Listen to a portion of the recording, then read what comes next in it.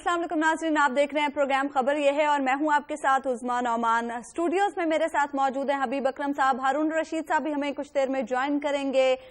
सबसे पहले आप सबको मेरी तरफ से नया साल बहुत बहुत मुबारक हो। नई उम्मीदें, नई उमंगें और नया आज़म लिए अपने दामन में नए साल का सूरज तुलू हो गया है। उम्मीद है कि नए साल का यह नया सूरज नई जिंदगी की नवीद लाएगा। गुजरे कल को भुलाकर हमें अपने आज को बेहतर बनाना है। वजीर आजम नवाज शरीफ ने भी कल इसी आज़म के साथ असेंबली के फ्लोर पर इस बात का ऐलान किया कि फौजी अदालतें बनाएंगे, उन्हें ट्रायल का खौफ नहीं है, दहशतगर्दी को वो परवान नहीं चढ़ने देंगे और इसीलिए फौजी अदालतों के कयाम से मुतालिक मुशावरती इजलास भी आज फिर तलब कर लिया गया है। साबिक सदर आसिफ अली जरदारी ने भी फौजी अदालतों के कयाम की हिमायत कर दी है। नेक्टा के पहले इंतजामी इजलास की भी हम बात करेंगे जिसमें सजाए मौत के कैदियों को फौरी फांसी देने की हिदायत की गई है। भारत की शर्मनाक कार्रवाई के हवाले से भी बात होगी जिसमें 2 रेंजर्स जवान शहीद हो गए हैं। नए साल के पहले दिन की अगर हम बात करें तो पहले दिन आवाम के लिए एक अच्छी खबर भी है। पेट्रोलियम मसनूआत की कीमतों में कमी कर दी गई है। इन तमाम खबरों के हवाले से हम गुफ्तगू करेंगे। हबीब साहब से हम पहले बात करते हैं। हबीब साहब, आपको भी नया साल बहुत बहुत मुबारक हो। अच्छा हबीब साहब, हर नए साल के आगाज पर हम अपने पूरे साल के लिए एक प्लान करते हैं, एक रेजोल्यूशन बनाते हैं। आपका न्यू ईयर रेजोल्यूशन क्या है? मेरे न्यू ईयर रेजोल्यूशन तो बहुत सारे हैं लेकिन उसमें कुछ गुफ्तनी है, कुछ नागुफ्तनी है, कुछ मैं बता सकता हूं और कुछ नहीं बता सकता। अच्छा। जो बताने वाले हैं उनमें यह है कि मैं अपने आप को थोड़ा इम्प्रूव करूं मजीद कुछ सर्टेन मामलात में, कि मैं ज्यादा अच्छी तरह वक्त का पाबंद हो जाऊं और मैं ज्यादा मामलात को अच्छी तरीके से चला सकूं। तो बस ये है मेरे नए साल का जो रेजोल्यूशन है। ठीक है जी। अच्छा, इस हवाले से हम मजीद बात करेंगे। अभी एक ब्रेक का वक्त हुआ है, ब्रेक के बाद हम अपने डिस्कशन का सिलसिला आगे बढ़ाएंगे।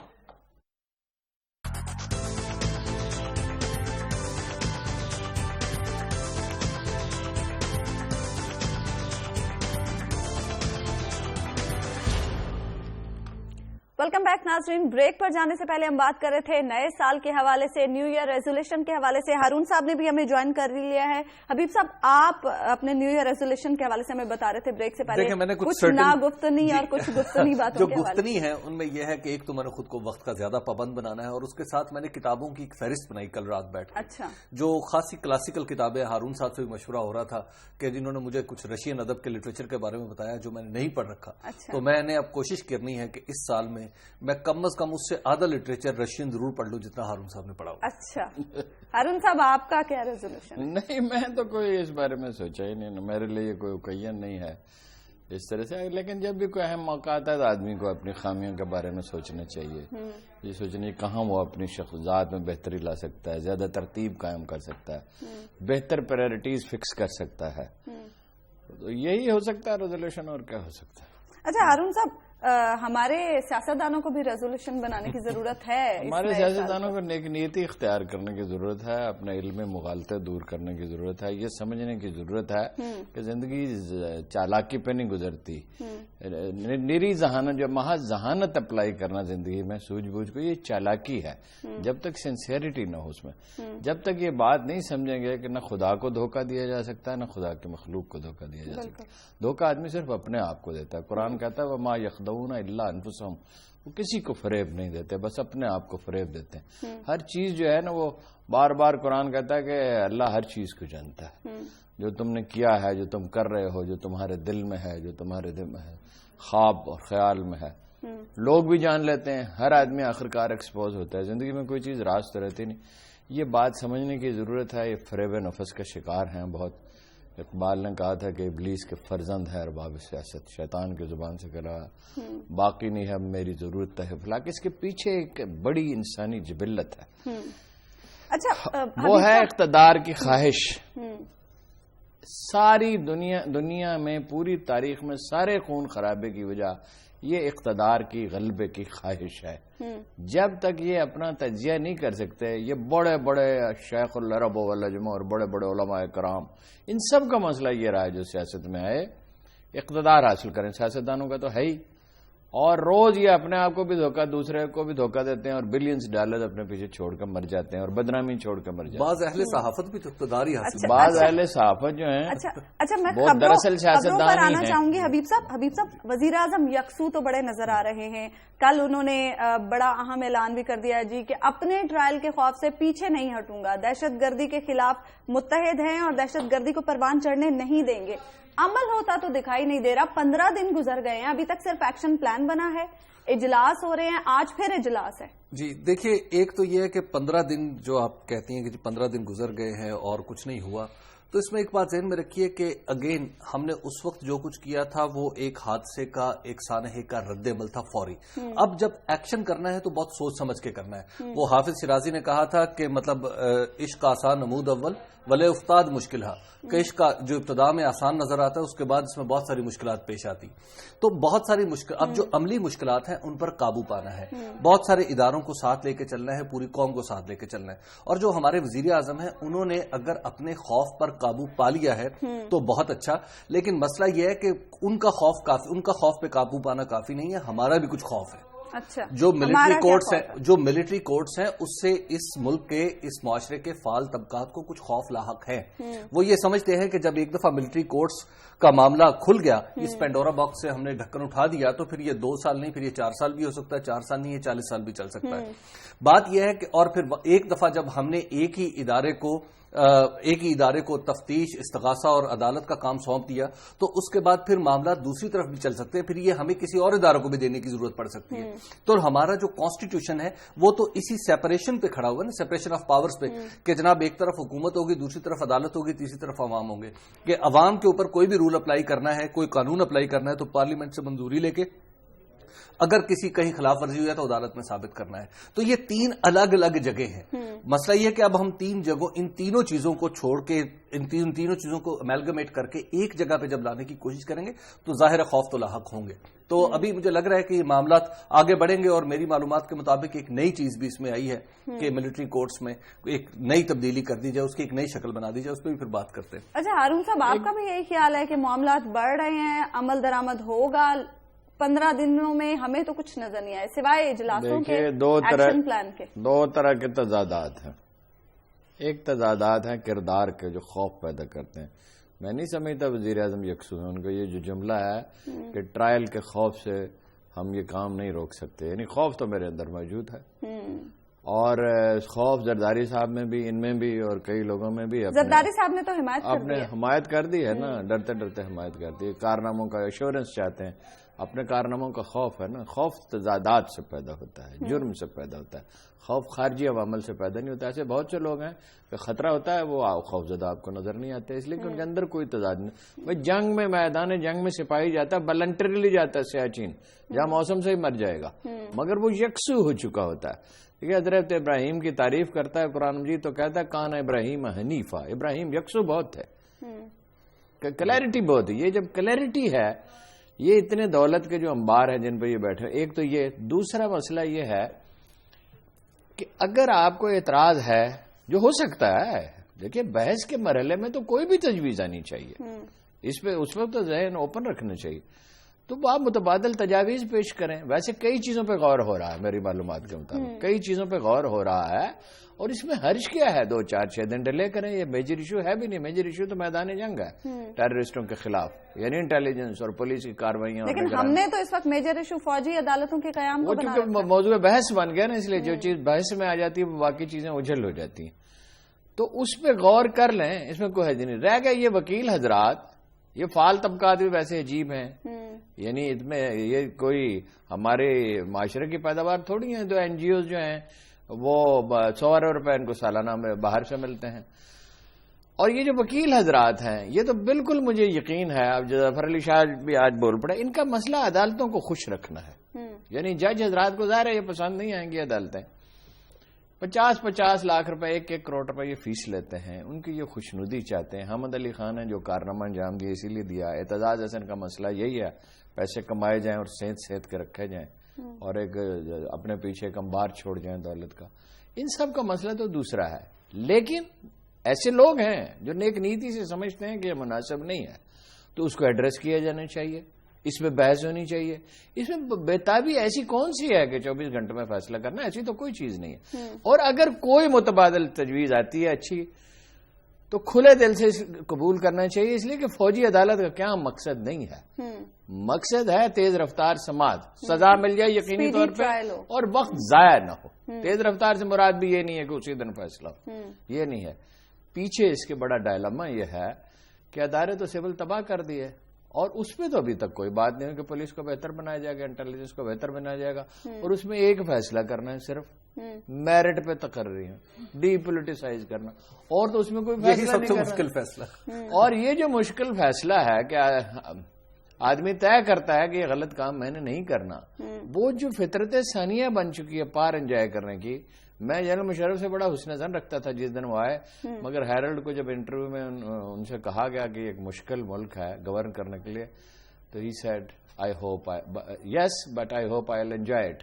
اقتدار انجوائے کرنے کی چیز نہیں ہے، امانت ہے، بھاری ذمہ داری امانت ہے. آپ نے جا کے اپنے ضمیر کو بھی جواب دینا ہے، قوم کو بھی جواب دینا، خدا کو بھی جواب دینا. یہ مشکل کام ہے یہ. لیکن ہمارے حکمران تو انجوائے کرنے کے لیے آتے ہیں نا.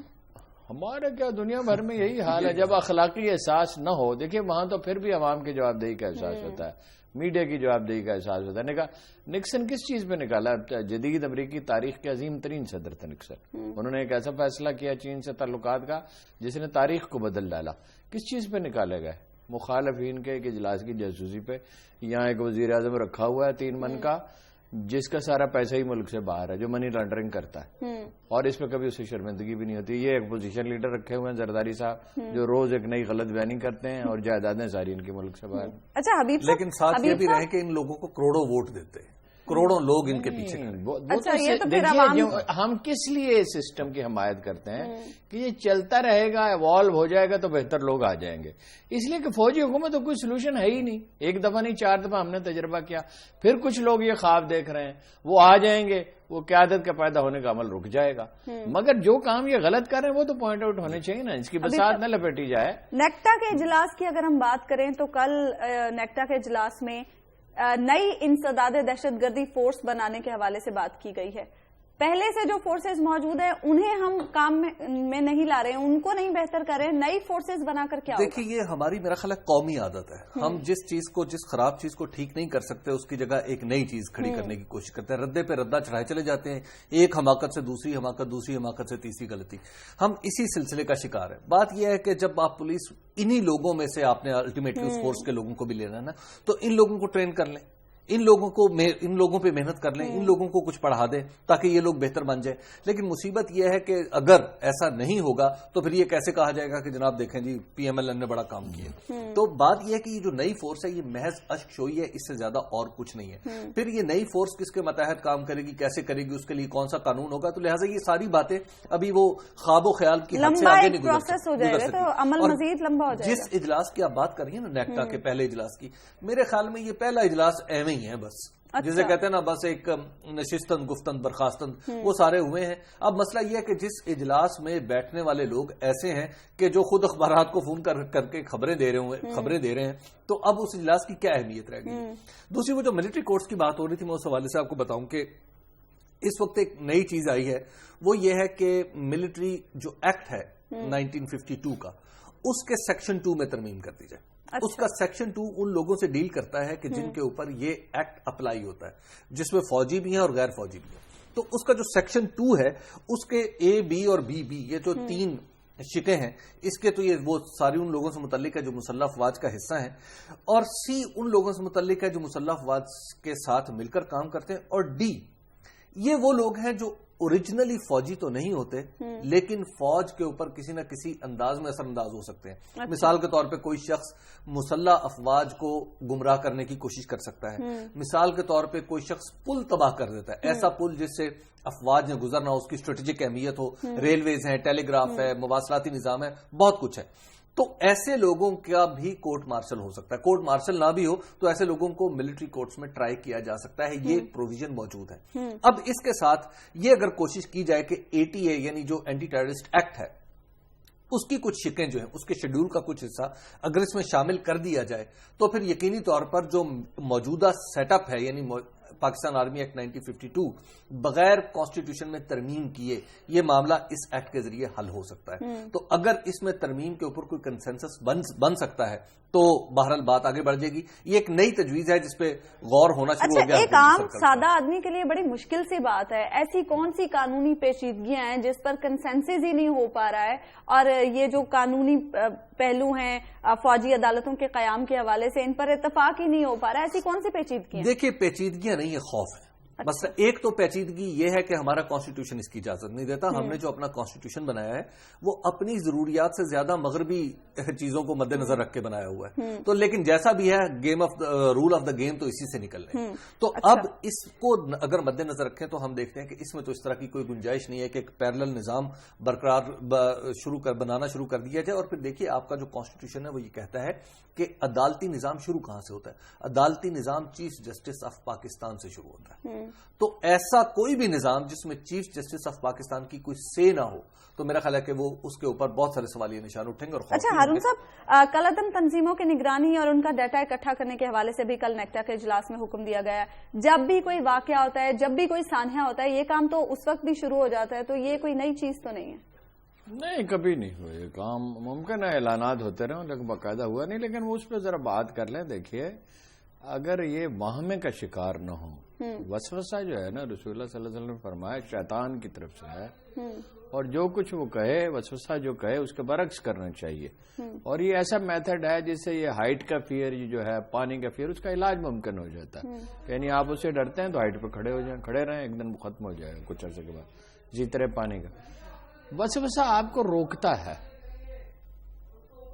بھائی یہ کیوں نہیں کر لیتے؟ مثال کے طور پہ ایک تجویز میں دیتا ہوں, ماہرین اس پہ رائے دے سکتے ہیں کہ بھئی آپ ایک ڈرافٹ کریں, چیف جسٹس سے بھی مشورہ کریں کہ یہ ایسی عدالتیں بنے گی مگر یہ اس میں سیاستدان ٹرائی نہیں ہو سکتے, پولیٹیکل ورکر نہیں ہو سکتا, اس میں مسلمہ طور پر جو ٹیررسٹ ہے وہ ہو سکتا ہے, اس کی تعریف متعین کر دی جائے, اور یہ عدالت کی اس طرح سے تشکیل ہوگی اور آئین کے مطابق اس کو کر لیا جائے. ایک کلیئرٹی کے ساتھ دستور میں ایک ترمیم یا قانون میں اگر ترمیم کی ضرورت ہے, دستور میں اگر ضرورت نہیں ہے تو وہ کر لی جائے. یہ اعتزاز احسن اور احمد علی خان جیسے لوگوں کی باتیں سننے کی بجائے کسی معقول آدمی کو بٹھائیں جس کو کوئی مفاد نہ ہو, اور 2-3 آدمی آپ کی نظر میں کون ہے معقول؟ ایسے کئی لوگ ہو سکتے ہیں جو سیاست میں نہیں کچھ نام لینا ضروری نہیں ہے نا. میرے ذہن میں اس وقت سچی بات ہے کوئی نام ہے بھی نہیں. اچھا, ان کو بٹھائیں. نہیں, ہماری وزارت قانون میں ایسے لوگ ہو سکتے ہیں. اچھا, ان کو بٹھائیں. جیک برانچ میں ہو سکتے ہیں, GHQ میں آپ کو پتا ہے کہ ایک محکمہ ہوتا ہے جو قانون سے ڈیل کرتا ہے. وہ بیٹھیں اور خوش دلی کے ساتھ اس پہ بحث کریں کہ یہ ہو سکتا ہے, یہ ترمیم ایسی ہو سکتی ہے, اور ساتھ اس کے لانگ ٹرم منصوبے کا وزیر اعظم اعلان کریں کہ عدالتی نظام کی ہم اصلاح کریں گے اور پولیس کی ہم اصلاح کریں گے اور انٹیلیجنس کی اصلاح کریں گے. اگر یہ 3 کام نہیں کرتے انٹیلیجنس کی, یہ طیب اردوان نے ان سے کہا تھا سول ادارے مضبوط بنائیں, فوج پہ انحصار نہ کریں. انہوں نے کیا؟ ترکی نے, ہم جس طرف ہم جا رہے ہیں ترکی اسے دوسری سمت میں سفر کر رہا ہے. انہوں نے فوج پہ انحصار کم کر دیا, اس کی جواب دہ بنا دیا, جرنیلوں پہ مقدمات چلا اور عوام نے اسے قبول کیا, اس لیے کہ وہ اخلاقی طور پہ بہتر تھے. فرشتے وہ بھی نہیں ہیں, اور انہوں نے ڈیلیور کیا. انہوں نے دنیا کی دوسری سب سے تیز رفتاری سے ترقی کرنے والی اکانومی تشکیل دی. انہوں نے عام آدمی کی آمدن میں کئی گنا اضافہ کر دیا, کئی فیصد نہیں, 10, 20, 50% نہیں, کئی گنا اضافہ کر دیا. وہ اقدامات ان کو کرنے ہی ہوں گے, ورنہ مجھے اندیشہ یہ ہے جو تاریخ کے اپنی حرکیات ہیں کہ یہ رخصت ہو جائیں گے. ایسے نہیں ہوتا کہ یہ جمہوریت کو چاٹنے کے لیے تو ہم نے نہیں بنائی ہے, جمہوریت پوجا کرنے کے لیے تو جمہوریت نتائج کے لیے ہے, ورنہ یہ رخصت ہو جائیں گے. اگرچہ فوجی ماشاء اللہ کوئی حل نہیں ہے. ان کی کرائسس کی جو نیچر ہے وہ سمجھ میں نہیں آ رہی ہے ان کی. یہ بہت ڈیپ کرائسس ہے, ایک ملک کا وجود خطرے میں ہے. مثال کے تو بات لمبی ہو جائے گی. مثال کے طور مجھے اس میں کوئی ڈاؤٹ نہیں ہے کہ انڈینز تلے ہوئے ہیں اس ملک کو توڑنے پہ, ان کا بس نہیں چلتا. افغانستان میں وہ کیا کر رہے ہیں, اتنی انویسٹمنٹ کس لیے کر رہے ہیں, یہ سرحدوں پہ وہ کیا کر رہے ہیں. مجھے بالکل یقین ہے پشاور کے واقعے میں ملوث ہیں, براہ راست ملوث نہیں ہے, پراکسی کے ذریعے ملوث ہے. میرا یہ بھی خیال ہے اس کی تحقیق ہونی چاہیے کہ یہ جو جب بڑا واقعہ ہوتا ہے پاکستان کے, اس بعد چھوٹے چھوٹے واقعات کیوں ہوتے ہیں توجہ ہٹانے کے لیے. یہ جو آگ لگی ہے اس میں وہ ملوث ہو سکتے ہیں, کئی جگہوں پر آگ لگی ہے. ٹھیک ہے, ہم ڈسکشن کا سلسلہ جاری رکھیں گے, لیکن ابھی ہمیں لینی ہے یہاں پر ایک بریک.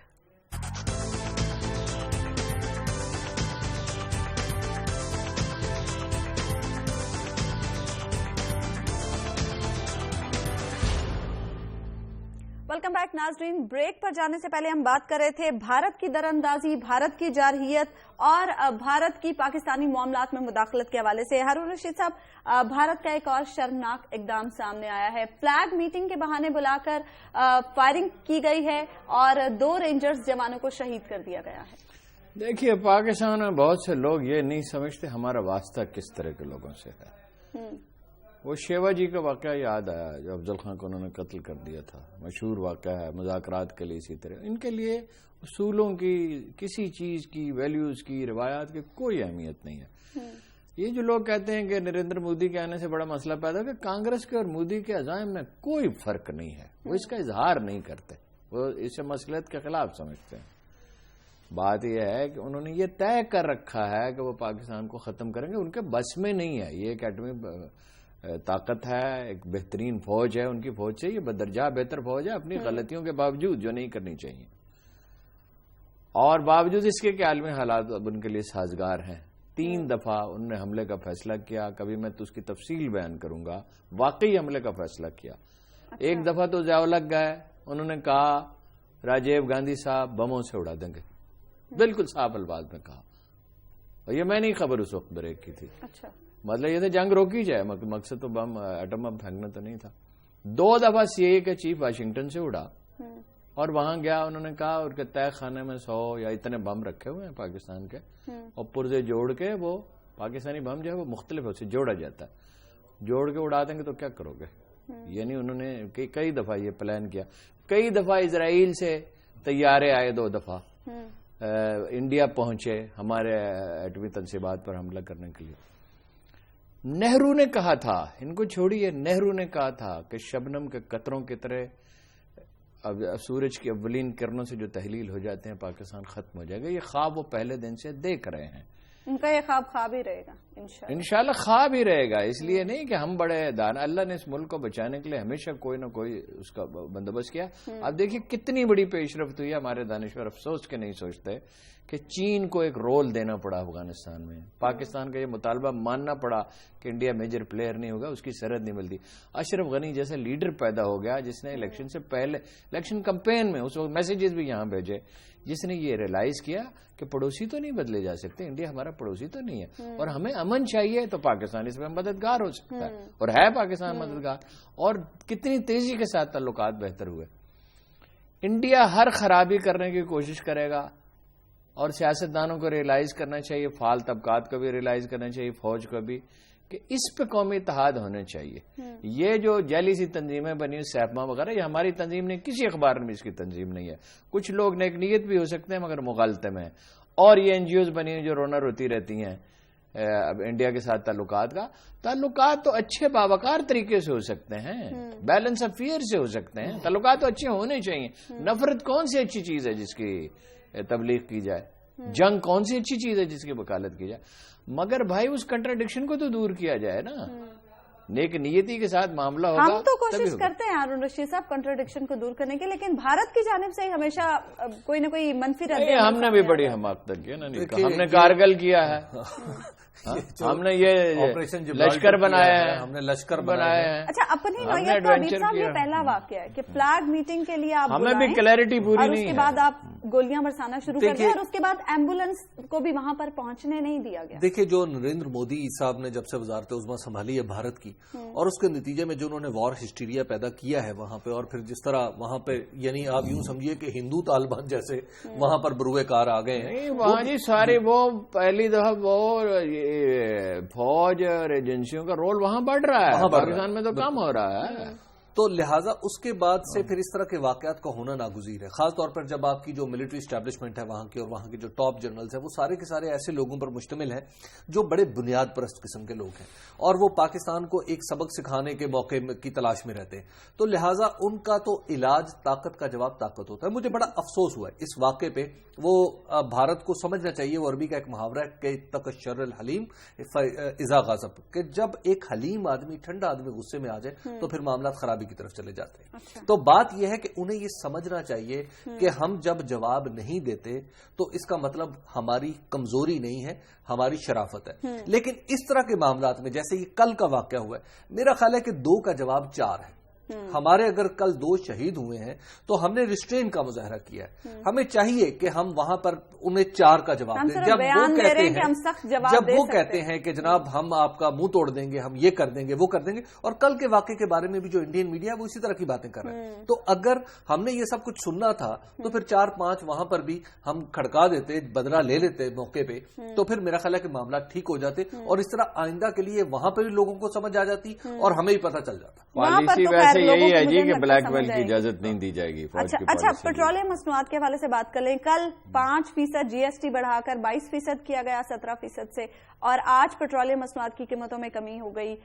پیٹرول 6 روپے 25 پیسے تک سستا ہو گیا, مجموعی طور پر 14 روپے تک سستی ہوئی, لیکن ٹرانسپورٹرز تو کرایوں میں کمی نہیں کر رہے. دیکھیں, اب یہ تو پھر معاملہ آ گیا صوبائی حکومتوں کا, کہ صوبائی حکومتوں کو چاہیے کہ وہ اس پیٹرول کی قیمتوں سے ہونے والی جو کرائے میں کمی ہے اس کو نافذ کریں. ابتدا میں وزیر اعظم نے, آپ کو یاد ہوگا جب دھرنا جاری تھا تو تمام صوبائی حکومتوں کو بلایا کہ جناب لازمی طور پہ آپ یہ کریں. اب جیسے ہی وہ دھرنے کا دباؤ ختم ہوا ہے تو ساتھ ہی 5 روپے کا ٹانکا بھی لگا دیا انہوں نے, اور اس کے ساتھ ساتھ یہ بھی کام نہیں ہو رہا کہ جناب ٹرانسپورٹرز کو مجبور کیا جائے. اور خاص طور پہ پھر بڑے ٹرانسپورٹرز نے بڑی مدد بھی کی ہے گورنمنٹ کی, کہ مختلف جلسوں میں لوگوں کو نہیں لے جانے دیا, اور چھوٹی چھوٹی بس والے جو ہیں ان کا بیچاروں کا اتنا جو جن کی 1-2 بسیں, ان کا کوئی بہت بڑا کردار بھی نہیں ہے. اصل تو یہ بڑی کمپنی سے بات کرنی ہے. اس کے ساتھ اکنامک فرنٹ سے آج جو بڑی آپ یوں کہیے دل دکھا دینے والی خبر جو ہے وہ آج میں نے اخبار میں جو دیکھی ہے وہ ایک ہے, اور وہ یہ ہے کہ کراچی میں پیاز کی قیمت 10 روپے, کراچی کی سبزی منڈی میں 10 روپے فی کلو ہو گئی. اور آپ کو اس کا مطلب یہ معلوم ہونا چاہیے کہ 10 روپے کا جو پیاز کراچی کی سبزی منڈی میں بک رہا ہے وہ 2 روپے کا کاشتکار سے خریدا جا رہا ہے. سندھ اور بلوچستان کے جو کاشتکار جہاں پہ یہ پیاز ہوتا ہے وہ مکمل طور پر تباہ ہو گئے, برباد ہو گئے. جب ہمارا پیاز نہیں ہوتا تو ہم انڈیا کے ترلے کر رہے ہوتے ہیں, اور آج ہمارا اپنا پیاز ہے تو ہم نے پوری کی پوری منڈی کو اور کاشتکاروں کو ہم نے خوار کر دیا. یعنی ان کا سامان, یعنی بہت سے مجھے کاشتکار سے میری بات ہوئی, وہ مجھے بتا رہا تھا کہ جناب میں اپنا پیاز جو ہے وہ کاٹ کے میں ضائع کروں. بلوچ تھا, میں کہتا میں کاٹ کے ضائع کر دوں کیونکہ مہنگا ہے یہ کراچی کی منڈی میں پہنچانا. اچھا ہارون صاحب, بظاہر یہ بڑی دلکش لگتی ہیں خبریں سننے میں, بڑی اچھی لگتی ہیں, عوام کو خوشخبریاں لگتی ہیں, جی پیٹرول سستا ہو گیا, پیٹرولیم مصنوعات کی قیمتوں میں کمی ہو گئی, لیکن فائدہ تو عوام کو ہوتا ہی نہیں ہے. عام آدمی تک تو فائدہ نہیں پہنچ رہا. ایسی بات ہے, فائدہ ہوتا ہے, یعنی اتنا فائدہ نہیں ہوتا جتنا ہونا چاہیے. یہ تو کبھی ہو ہی نہیں سکتا. مارکیٹ کے حرکیات ہوتی ہیں, کچھ نہ کچھ فائدہ پہنچے گا, لیکن جب منصوبہ بندی نہیں ہوئی, جو اکاؤنٹنٹ کو وزیر خزانہ بنا دیا گیا ہے, یہ بیچارہ ماہر معاشیات تھوڑی ہے, اس نے سی اے کے یہ آڈٹ کر سکتا ہے, یہ حساب کتاب رکھ سکتا ہے. معاشی پالیسیاں تو پیچیدہ چیز ہو گئی نا, ساری دنیا کو دیکھنا پڑتا ہے, مارکیٹ کے عوامل دیکھنے پڑتے ہیں, اس پہ پلاننگ کرنی پڑتی ہے. ایک آدمی گیا حضرت عمر کے پاس, اس نے کہا میں بہت سے گھوڑے پالنا چاہتا ہوں یہاں پہ. انہوں نے کہا ضرور پالیے, مگر مدینہ کا چارہ آپ استعمال نہیں کر سکتے, اس لیے کہ جن کے پاس اکا دکا گھوڑے ہیں وہ کیا کریں گے, چارہ محدود ہے, بہت سے گھوڑے پالے جائیں گے تو پرائس بڑھ جائے گی. حکومت کا یہ کام ہوتا ہے اس کو مینیج کرنا, کہ چیزوں کی قیمتیں خاص حد سے آگے نہ بڑھیں, اور ایسے موقع جیسے یہ ریلیف جو ہے یہ ایک طبقے تک محدود ہو کر نہ رہ جائے, اور ایک خاص حد سے نیچے بھی نہ جائے. ہارون صاحب جی, ایک خاص حد سے نیچے بھی نہ جائے. جیسے آپ نے پیاز کی مثال دی, جیسے کاشتکار کیوں اگائے گا کوئی چیز اگر اسے فائدہ نہیں ہے, پلاننگ کرنی پڑتی ہے. مگر وہ اپنے کمپنی میں اکاؤنٹنٹ تو انہوں نے رکھا, اسحاق ڈار صاحب کو میاں شریف مرحوم نے خدا ان کی مغفرت کرے, مگر قومی اسمبلی کا رکن بھی بنا دیا, رشتہ داری بھی فرما لی, اور اب ہمارے سر پہ وزیر خزانہ بنا کے بٹھا دیا. اور بعض ہمارے اخبار میں اس محترم کہتے ہیں بڑا زاہد و متقی آدمی ہے. عجیب زاہد و متقی لوگوں سے ہمیں واسطہ پڑا ہے. پلاننگ کرنی پڑتی ہے اس کی, اور اس کے لیے عوام غریب آدمی سے کمٹمنٹ چاہیے, غریب آدمی سے. پھر میں حضرت عمر کا ذکر کرتا ہوں, وہ کیا کہتے تھے کہ ایک بھوکا مر گیا ہے, کتا بھوکا مر گیا تو میں جواب دوں. جو مفلس آدمی ہے وہ حکومت کا درد سر ہوتا ہے, امیر آدمی نہیں ہوتا, غریب آدمی عام آدمی ان کا درد سر ہوتا ہے. تو وہ تو کمٹمنٹ ان کی ہے ہی نہیں. ٹھیک ہے, ڈسکشن کا سلسلہ ہمارا جاری رہے گا. حبیب صاحب کے پاس بھی ہمارے لیے خبر ہے, ہارون صاحب سے بھی ہم خبروں کے بارے میں جانیں گے, لیکن یہاں پر لیتے ہیں ایک بریک.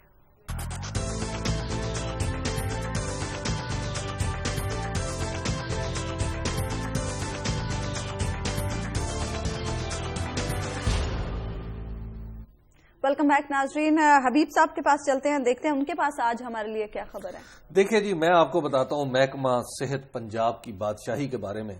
محکمہ صحت پنجاب کو وفاق جو صوبائی محتسب ہیں جاوید محمود صاحب, پنجاب کے تو سارے محکموں میں ہی بات, سارے محکموں میں بادشاہی, آپ کی بات تو ٹھیک ہے. تو یہاں سے آپ کو پتا ہے کہ صرف مئی سے لے کے نومبر تک، یعنی 11 مئی سے لے کے 30 نومبر تک یہ ایک ڈاکومنٹ میرے ہاتھ میں ہے، اور اس ڈاکومنٹ کے مطابق 684 چٹھیاں لکھی گئیں. اچھا، 684 مختلف ایونٹس انسیڈنٹس کے اوپر واقعات کی رپورٹ طلب کی گئی. ان سے کہا گیا کہ جناب ہمیں بتائیں نا یہ ذرا کیوں ہوا ہے، ہسپتال میں کسی کو دوائی نہیں ملی یا جو کچھ بھی ہوا، جس قسم کی مختلف شکایات لوگوں کو پیدا ہوئی، خبریں چھپی. تو ان 684 میں سے کتنوں کے خط آئے؟ جسٹ امیجن کہ ایک کا بھی خط نہیں، ایک بھی خط کا جواب نہیں دیا. اچھا، یعنی پھر آپ نے یہ صوبائی مہوتسو کا محکمہ ختم ہی کر دیں.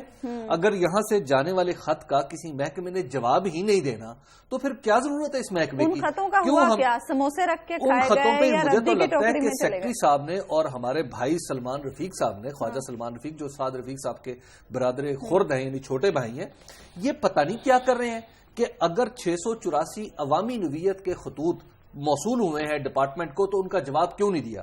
کیا ایسے سیکٹری کو اپنی سیٹ پہ رہنا چاہیے؟ کیا ایسے وزیر کو اپنی سیٹ پہ رہنا چاہیے؟ میں دنیا میں کسی اور ملک کا تصور نہیں کر سکتا کہ جہاں پہ اومبڈسمن کا دفتر ایک ادارے کو، ایک ڈپارٹمنٹ کو خطوط لکھے اور اس کا خط جو ہے وہ جناب ردی کی ٹوکری میں ڈال دیا جائے. اور یہ رویہ صرف یہ ڈپارٹمنٹ، اسی ہیلتھ ڈپارٹمنٹ کا نہیں ہے. وہ آپ کی بات کہ پنجاب کے سارے ڈپارٹمنٹس میں اسی طرح کی بادشاہی چل رہی ہے کہ جناب خطوط لکھے جاتے ہیں اور جواب طلب کیا جاتا ہے اور کوئی جواب نہیں آتا، اور لوگ پھر نہ صرف حکومت سے تو پہلی بیزار ہے. جو اومبڈسمن بنیادی طور پہ لوگوں کی داد رسی کے لیے بنایا گیا تھا صوبائی مہوتسو کا محکمہ، اب اس سے بھی ناراض ہو جائیں گے. لوگ کہیں گے کہ پھر یہ اسٹیٹ جو ہے یہ ہمارے لیے اگر کچھ کر ہی نہیں رہی تو ہم اس کے لیے کیا کریں؟ پھر تو لوگ خود ہی اپنے لیے انصاف، پھر لوگ اپنا انصاف خود کریں گے. پھر اسی کہتے ہیں کہ موب کا انصاف. پھر اس کا مطلب ہے لوگ چڑھ دوڑے اسپتالوں کے اوپر، وہاں پر پھر جو اپنی مرضی کا کام ہے وہ کر گزرے. صحیح ہے. اچھا، ہارون صاحب سے ہم بات کریں گے. ہارون صاحب، خان صاحب کی شادی اس وقت موضوع میں بتاتا ہوں، لیکن یہ ابھی ایک متعلقہ فوجی افسر کا میسج آیا ہے. اچھا، وہ جو کل کا واقعہ ہے اس سے متعلق آدمی ہیں یہ، وہ کہتے ہیں کہ 5 آدمی شہید ہوئے. اچھا، 5 آدمی شہید جی، اور وہ کہہ رہے ہیں کہ یہ انڈیا نے ریکویسٹ کی تھی اس فلیگ میٹنگ. جی بالکل. اور جب وہ بالکل اس جگہ پہ پہنچ گئے میٹنگ کے مقام پر تو ان پہ فائرنگ کی گئی اور شہید کیا گیا اور لاشیں اٹھانے نہیں دی گئیں، اور شام تک ایسی صورتحال رکھی گئی کہ لاشیں نہ اٹھائی جا سکیں. It was pre planned. وہ اس پہ ڈٹرمنٹ، 2 باتیں بات ہوئی، انہوں نے پلان کیا اور وہ اس پہ ڈٹرمنٹ تھے کہ وہ ایسا کریں گے.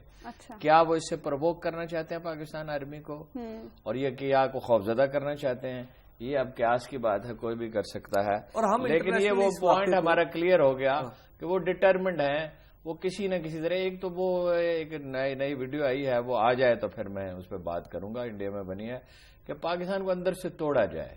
یہ این جی اوز اور یہ فکری ذہنی انتشار اور بلوچستان اور قبائلی علاقے میں ان کی مدد کی جائے، اور یہ جو کنفیوژن کریٹ کیا جاتا ہے یہ این جی اوز کے ذریعے اس کو بڑھایا جائے.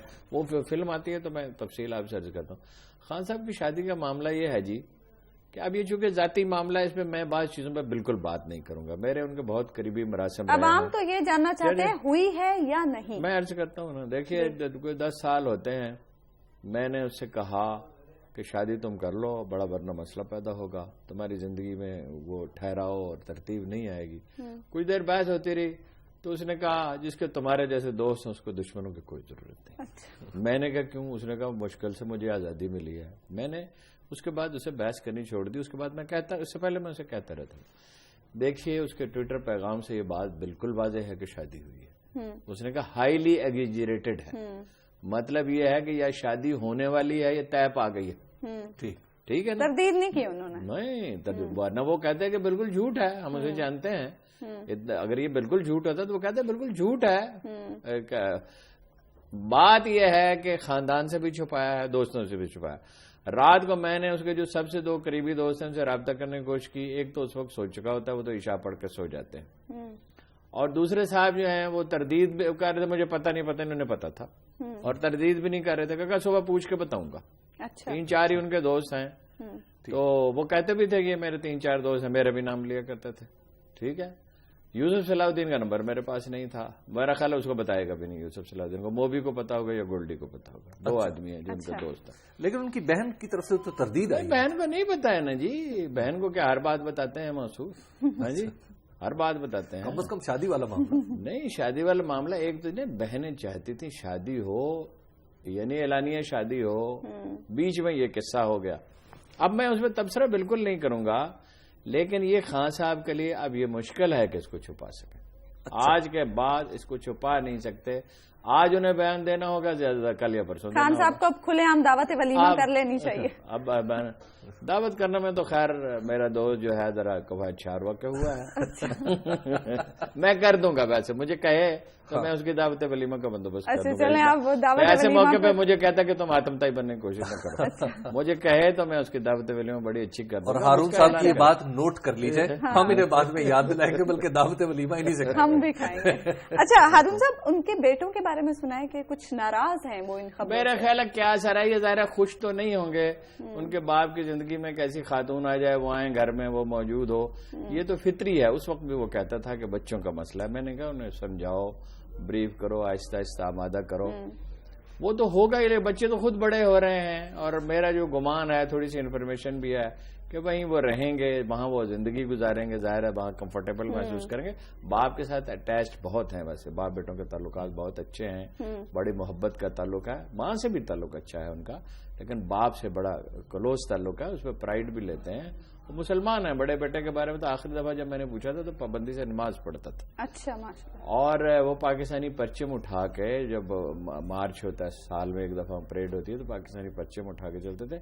لیکن نوجوان جب اپنی زندگی وہ جوان ہو رہے ہیں تو ذاتی زندگیوں میں ان کی شروع ہوں گی، تو پھر کوئی صحیح اندازہ ہوگا. مگر بہرحال شادی تو ہوئی ہے، اس سے یہ واضح ہے، اور چھپا آپ سکتے نہیں. شادی کرنا ویسے بری بات تو نہیں ہے، چھپا کیوں بری رہے؟ کیا ہے، چھپا کیوں رہے؟ بری اچھے طریقے سے کرنی. یہ میرج آف پریشر فیملی کا، بچوں کا، اور یہ کئی تحفظات ذہن میں ہیں، اور جذباتی ہو گئے، وعدہ کر لیا، وہ کر لیا تو بس اس کا اعلان کرے. اچھا خان صاحب نے دھرنے میں بھی اعلان کیا تھا کہ نیا پاکستان بنے گا تو شادی کر لوں گا. اس پہ میں نے غور کیا ہے کہ وہ ارادہ کر چکے تھے، اسی وقت یہ کوئی معاملہ ہو چکا تھا. تو اس وقت بڑے لوگوں کے دل بھی ٹوٹے تھے. اس وقت بڑے لوگوں کے اس اعلان سے بڑے لوگوں کے دل بھی ٹوٹ گئے تھے. دیکھیے ہمارا تو نہیں ٹوٹا تھا، خواتین کا ڈیفینیٹلی. اچھا دیکھیے، میرا خیال ہے کہ نیا پاکستان بھی اس اعلان کے بعد اگر وہ کر دیتے ہیں تو پھر یہ بھی سمجھا جانا چاہیے کہ نیا پاکستان بن گیا، بننا شروع ہو گیا. ہاں بننا شروع ہو گیا. اور دیکھیے یہ پھر marriage of two good souls ہے. میں اتفاق سے دونوں کو تھوڑے تھوڑے فاصلے سے جانتا ہوں، اور میری کچھ جزوی سی ملاقاتیں بھی ہیں. یہ دونوں بڑے اچھے لوگ ہیں، اور جب یہ انشاءاللہ عزیز جب ان کا اعلان ہو جاتا ہے، اگر ایسا یہ ساری بات جیسے ہارون صاحب بتا رہے ہیں، تو پھر ہارون صاحب کا جب ہم دعوت کھا لیں گے تو ہم انہیں پھر مبارک دینے بھی جائیں گے، بنی گالا بھی چلے جائیں گے. اگر وہ مانے ہیں تو میں اس کی طرف سے دعوت ولیمہ کروں. اچھا ٹھیک ہے، یہ میرا بنی گالا میں کرنے کے لیے تیار ہوں. اچھا بنی گالا. جی تو میرا خیال ہے کہ نئے سال کی بڑی خبروں ہم نے بہت کھانے کھائے بھائی، سال آج سال بڑے شاندار کھانے کھائے. اچھا تو یہ میرا خیال ہے کہ بڑی خبروں میں سے، اس سال کی بڑی خبروں میں سے ایک خبر ہوگی کہ جناب عمران خان صاحب نے شادی کر لی ہے، اور وہ ایک ہیپی میرڈ لائف گزار رہے ہیں. کیونکہ انفارچونیٹلی پچھلی دفعہ کی جو میرج کا ان کا تجربہ ہے وہ سیاست ان کی میرج کو کھا گئی. وہ جو کہتے ہیں زمین کھا گئی آسمان کے، نہیں ٹائم نہیں دے سکتے تھے جی. سیاست کی بات نہیں، وہ میاں والی کے الیکشن کمپین کے 4 مہینوں میں 5 دن وہ گھر گیا. وہ بڑی اچھی خاتون ہے. اچھا خان صاحب نے تو شادی کر ہی لی ہے، سمجھے اعلان ہونا باقی ہے. شیخ صاحب کی شادی کا کیا بنے گا؟ دفعہ کرو شیخ صاحب کی شادی. شیخ صاحب کی شادی کا کیا ذکر ہے؟ نہیں اب تو انہیں بھی شادی کر لینی چاہیے. ہر بندے کی زبان پہ یہی سوال ہے، تمام جوتشیوں سے، نجومیوں سے یہی پوچھا جاتا ہے. کوئی کسی پہ سوال نہیں ہے، اخبار نویس سے چھوڑ دیں. لوگوں کو کیا اسے دیکھیے شادی کرے نہ کرے، جو مرضی کرتا کرے، ہمیں اسے کیا لینا دینا. دیکھیے شیخ صاحب کی شادی کا سوال تو میرا خیال ہے کہ اس سے اچھا جواب ہو نہیں سکتا کہ اب شیخ صاحب ایکچولی کسی زمانے میں اتنے بڑے آدمی تھے کہ ان کی شادی کی خبر بھی شاید بڑی خبر ہوتی، لیکن اب ان کی عظمت چونکہ تھوڑا سا وہ گہنا چکی ہے، اور خاص طور پر اس وقت بھی وہ جس سیٹ پہ ہیں وہ بھی عمران خان کی دی ہوئی ہے، تو لہٰذا میں زیادہ نہیں تبصرہ کرنا چاہتا. پھر وہ روتا بسورتا ہے شیخ.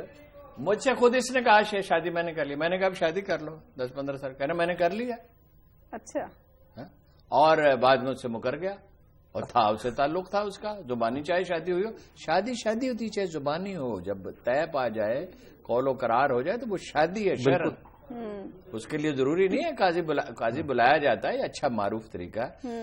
تو بعد میں مکر گیا کہ میں نے تو نہیں کی. اب ایسے آدمی کی شادی کا کیا؟ عمران خان تو خیر کوئی غلطی کی ہوگی تو کوئی بہت سے ٹھیک کام بھی کیے ہیں، تو اس پہ تو ہو سکتی ہے شیخ کی شادی کو دفع کرو۔ اچھا جی، پروگرام کا وقت بھی ختم ہو گیا ہے، نیا سال شروع ہو چکا ہے۔ اس نئے سال میں ہماری یہ دعا ہے کہ آنے والا سال پاکستان کے لیے، پاکستانی قوم کے لیے امن اور خوشیوں کا سال ثابت ہو، سکون اور سلامتی کا سال ثابت ہو۔ کچھ نئی خبروں کے ساتھ اور تجزیوں کے ساتھ آپ سے ملاقات ہوگی اب کل، تب تک کے لیے اللہ حافظ۔